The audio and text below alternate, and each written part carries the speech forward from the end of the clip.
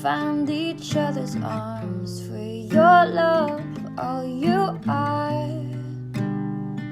I'd start a riot.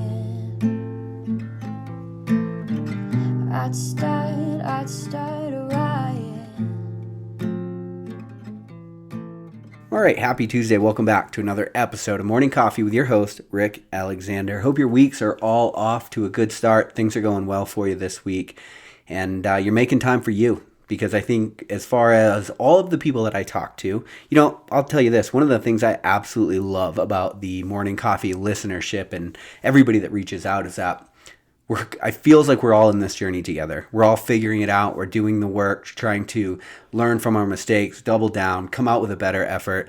And if I could sum it all up, and you can correct me if I'm wrong, but what it seems like to me is that people are no longer willing to accept the status quo for their lives, because there's something that happens, and that is you achieve the status quo. You achieve all the things that you think you're supposed to do, and you look around and then you ask yourself a question, and that question is this it? Is this really all it is? Because a lot of times we chase the money and the job and the status and the things, thinking that happiness is on the other side of those things. And as anybody who has accomplished enough figures out, you're actually on a treadmill and there's nothing there. There is no other thing on the other side of that. Instead, you have to figure out how to be happy now. And I think really that starts with making time for who you are and what you want. And, self-care is preached a lot these days, but they don't really talk about how or why or anything like that. And so I kind of wanted to delve into some of those ideas. I think, honestly, when it comes to self-care, one of the things that's mainly important is that you just sit with your own thoughts and you examine them as if you're somebody else.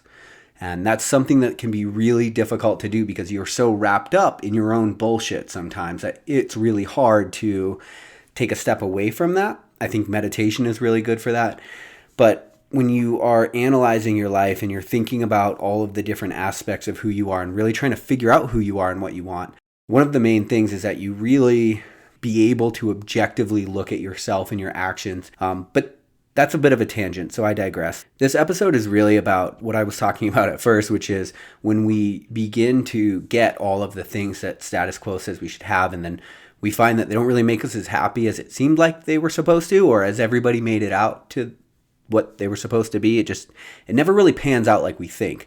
And instead, what I found is you just actually should just go after the life that you want, figure that out, and then that's where your happiness is. Like, you have to cultivate this shit for yourself, because if you continue to do what everyone says you're supposed to do, you're going to continue to find that the other side is a little more empty than you were hoping it would be. I've spent a lot of my life, I almost look at the first 31 or 32 years of my life as one thing, and then this realization as the next thing, right? Because I'm so much different of a human. Once I realized that, I thought I was doing all of the things I was supposed to do, but I wasn't. What I was doing is all of the things that I thought other people wanted me to do.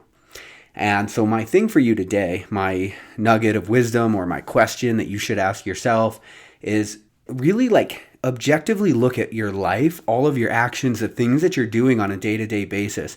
Figure out which ones are for you, and then not which ones are for other people, but which ones you're doing because you think that's what other people expect of you. See, because what I found is, we build all this up in our head, and a lot of times what we find is that people they just want you to be happy. I spent a lot of time applying for prestigious programs. I remember I got into the Harvard MBA program, and I was like, God, I was just thinking my mom is going to be so proud of me. And I build this up all the time because I want people to be proud of me. We all do. We want to be validated. But at the end of the day, the people that really care about you, the people that I think about in my mind when I think about who I want to make proud, they just want to see you happy. They just want to see you succeed. They want to see you build a good life for yourself. And sometimes, as we're growing up, we're taking all of these environment cues in to figure out who we should be and what we should want. And we sort of build our framework for ourselves through these environment cues. And then we end up spending the rest of our lives trying to live up to this ideal that we've created. And I think what you find is when you look into this ideal, what you really find is that the people that matter the most, they just want you to be happy. Now, if you want to do something that seems outlandish, like I've done a lot of outlandish things, as you can tell, I podcast and coach and write for a living. what I began to realize is the people that matter most, if they actually have a problem with the things that you're doing, or they, like family especially, if they meet it with resistance, it's because they don't understand, and they don't understand how what you're doing and how that road could lead to happiness.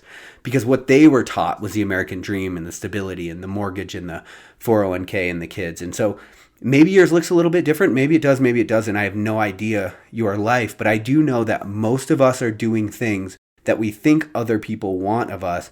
But at the end of the day, those people want us to be happy and successful. And if we prove that that can be gotten in another way, they're actually completely okay with it.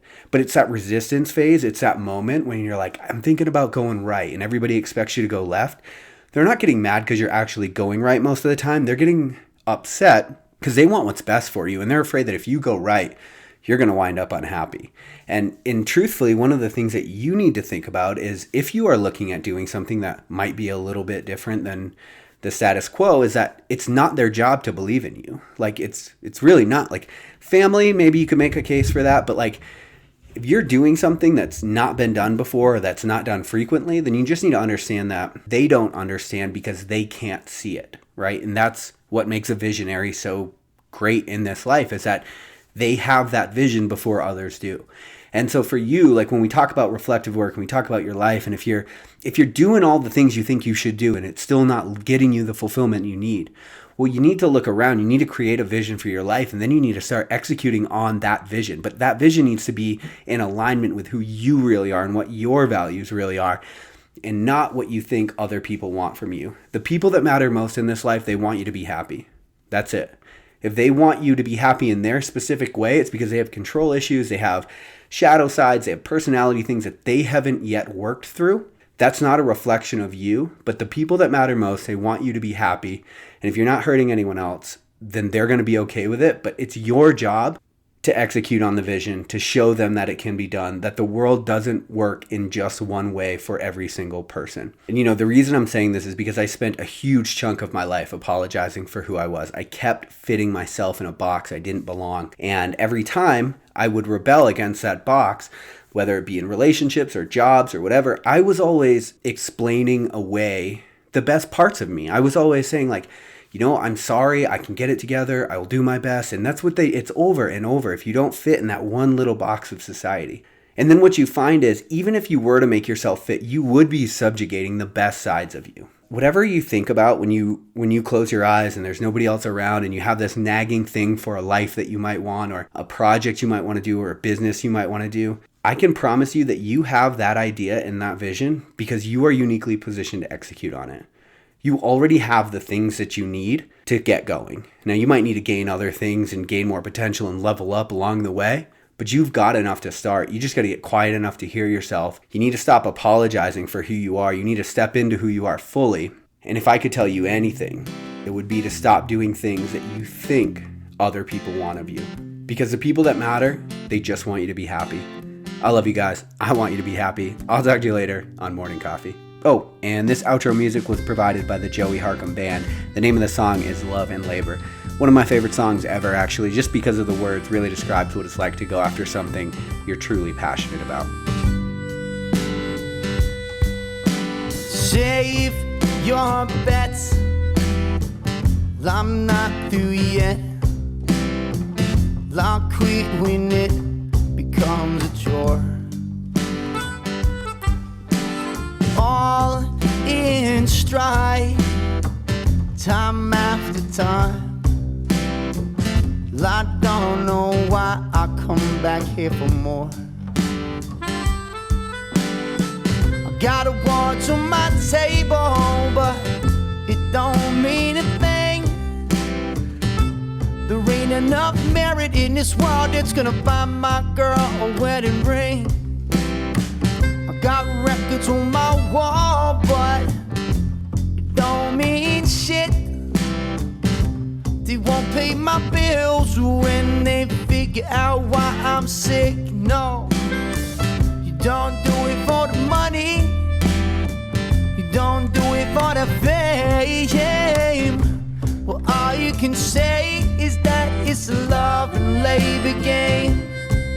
It's a love and labor game.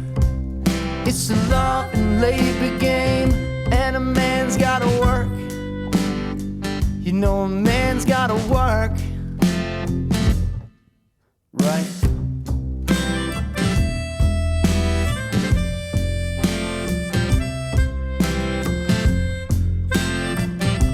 A man's gotta work. So you're a rover boy, where you're meant to die out on that highway. Now you're self-employed, you're getting way too used to being lonely. When you fill the void, tip that bottle over when you're thirsty. Were you overjoyed? Did it overtake you on your worst day? Don't you do it for the money?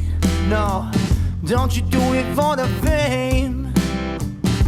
Well, all you can say is that it's a love and labor game.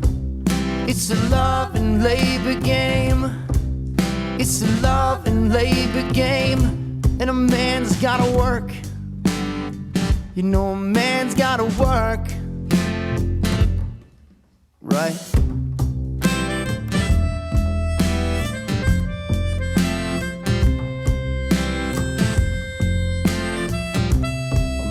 Gotta work. So save your bets. I'm not through yet. I'll quit when it becomes a chore. All in stride, time after time. I don't know why I keep coming back for more.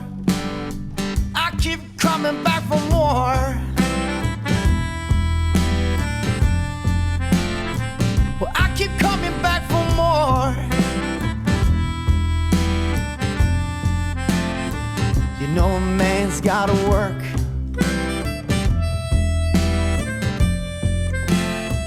I guess a man's gotta work.